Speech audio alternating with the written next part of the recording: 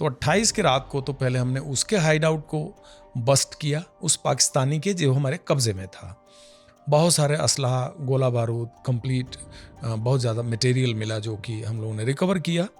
और रिकवरी के बाद जब हमने फर्दर उस मकान मालिक का इंट्रोगेशन किया तो उससे निकल के आया एक कैरेक्टर, एक कारपेंटर। वो ऐसा कारपेंटर था जो जैश ए मोहम्मद और गाजी बाबा के लिए कश्मीर के अंदर गुप्त तहखाने बनाता था, गुप्त अड्डे बनाता था।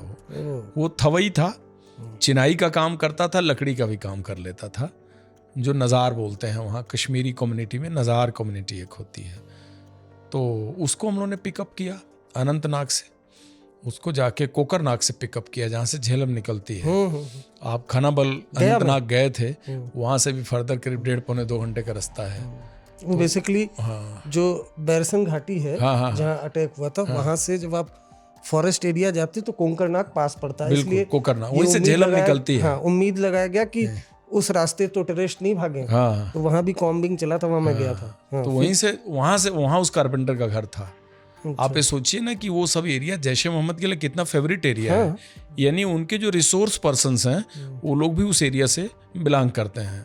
तो उस कारपेंटर के इंट्रोगेशन के बाद 29 के शाम को हम लोग गाजी बाबा के तहखाने का अड्डा पता कर चुके थे। हमने उसकी अपने तरीके से रेकी भी कर ली अंधेरे में, और हमारा प्लान बना कि आज के रात 29/30 के रात को हम लोग उसके अड्डे पे धावा बोलेंगे। तो यह प्लानिंग हमने 29 की रात को की, और वो एरिया हमारे से करीब 2 किलोमीटर नज़दीक था। डाउनटाउन के बड़े घने एरिया में था, झेलम नदी के किनारे।